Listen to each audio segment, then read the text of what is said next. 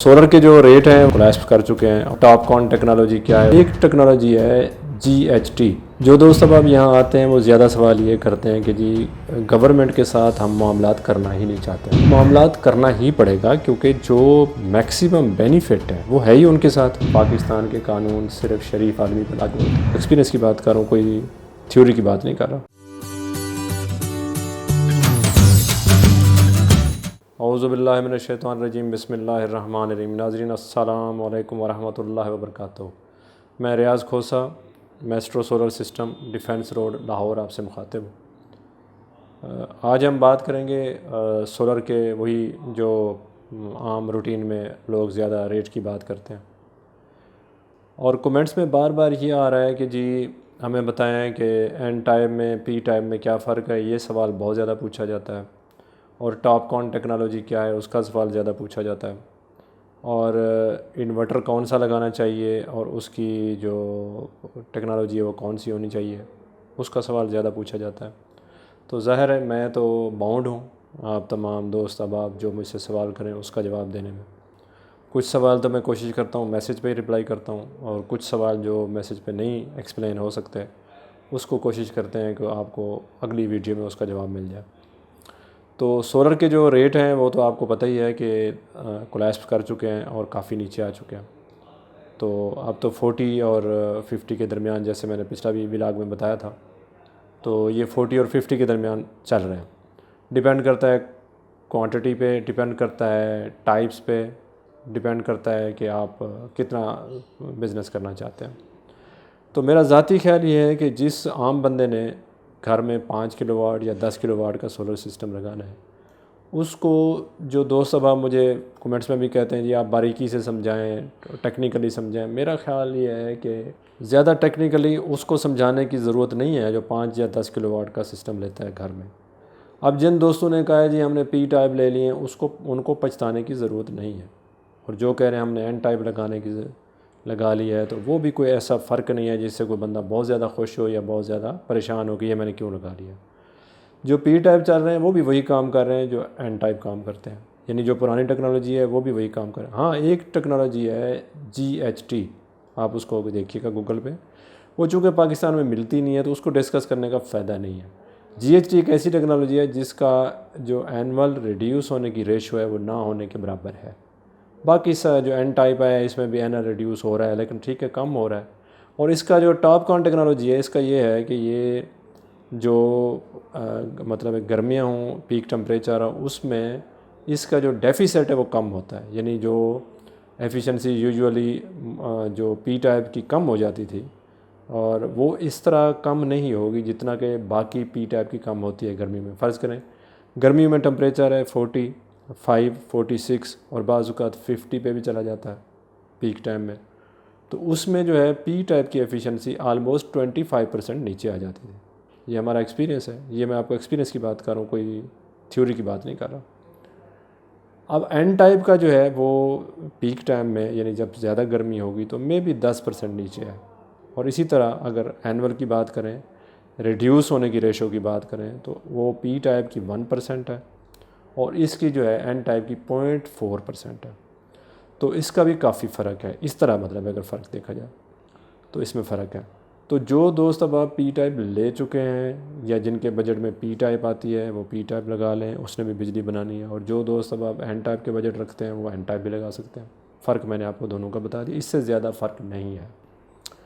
तो अब हम बात करेंगे दूसरा जो है वो काफ़ी दोस्त अब आप यहाँ मेरे पास आते हैं अल्हम्दुलिल्लाह, उनकी मोहब्बत है, उनकी मेहरबानी है, वो मुझसे इतना प्यार करते हैं, मुझसे बात करना चाहते हैं, मैं सबका शुक्रगुज़ार हूँ।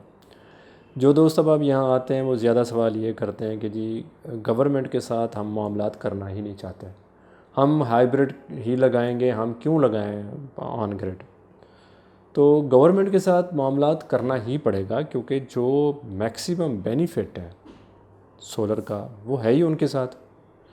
मतलब जो सोलर सिस्टम आप लगाएंगे उसका अगर आप मैक्सिमम बेनिफिट लेना चाहते हैं तो वो है ही ऑन ग्रिड के साथ। वो हमारी मजबूरी है, हमने ऑन ग्रिड पे जाना ही है।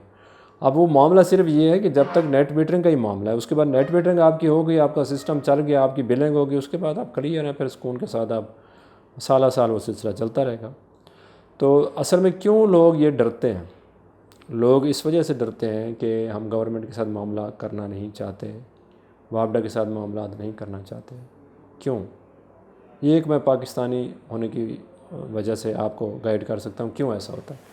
وہ اس وجہ سے ایسا کرتے ہیں، کون ہے جو ہمارے کسی پاکستانی ادارے کے ساتھ خوش ہو معاملہ کر کے، وہ خوشی کے ساتھ عدالتوں میں ہم نہیں جا سکتے، تھانہ کچہری ہم نہیں جا سکتے، سرکاری اسکول میں ہم اپنے بچے بھیج نہیں سکتے، سرکاری یونیورسٹیوں کے حالات آپ کے سامنے ہیں۔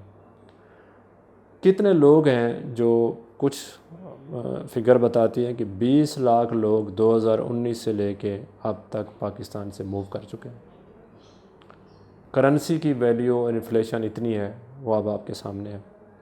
ڈالر کہاں پہ تھا 5 سال پہلے اور اب کہاں پہ آ گیا۔ اس ملک میں کسی چیز کی کوئی کمی ہے کیا؟ زراعت یہاں پہ ہے، پیٹرول یہاں پہ ہے، کاپر یہاں پہ ہے، سونا یہاں پہ ہے۔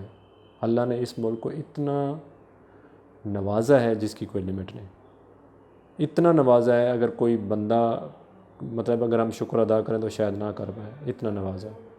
ان انتظامی خرابیوں کی وجہ سے جس میں وابڈا بھی سر فہرست ہے، پولیس کچہری بھی سر فہرست ہے، اور ہمارے جو ہے وہ باقی گورنمنٹ کے معاملات بھی سر فہرست ہیں، ان معاملات کی وجہ سے ہمارے بچے، ہمارے جوان، ہمارے پاکستانی ملک چھوڑ کے سپیڈ سے جا رہے ہیں، اور جو جس کا ہاتھ پڑتا ہے وہ یہاں سے جا رہا ہے۔ ایک تو برین ڈرین ہو رہا ہے، دوسرا لوگ اپنی پراپرٹیاں، اپنی چیزیں بیچ کے یہاں سے موو کر رہے ہیں، پیسہ لے کے باہر جا رہے ہیں، وہاں پہ کام کر رہے ہیں، وہ بھی ہمارا نقصان ہو رہا ہے، اس کی وجہ سے بھی ہمیں بہت ڈیفیسٹ آ رہا ہے۔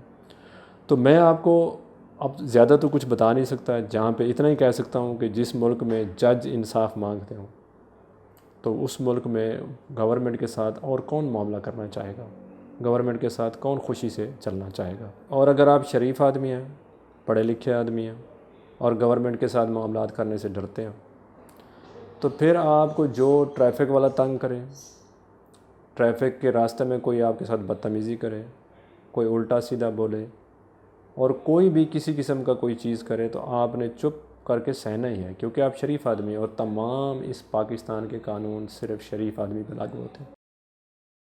جو یہاں پہ باقی لوگ ہیں، جو میں نام نہیں لیتا، آپ کو سب پتہ ہے وہ کون ہے، ان پہ کوئی قانون لاگو نہیں ہوتا کسی بھی قسم کا۔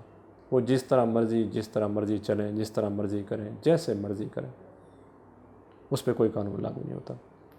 تو اس پہ آپ نے غور کرنا ہے کہ جو ہمارے لوگ باہر جا رہے ہیں، یا جو ہمارے لوگ گورنمنٹ کے ساتھ معاملہ نہیں کرنا چاہتے، اس کی ریزن کیا ہے، اس پہ آپ نے غور کرنا ہے، اور اپنے کمنٹس میں مجھے اپنا فیڈ بیک دینا ہے۔ اپنی بہت زیادہ محبتوں، چاہتوں اور کرٹیسزم کے ساتھ اجازت چاہوں گا۔ انشاءاللہ نیکسٹ ولاگ میں آپ سے دوبارہ ملاقات ہوگی۔ السلام علیکم ورحمۃ اللہ وبرکاتہ۔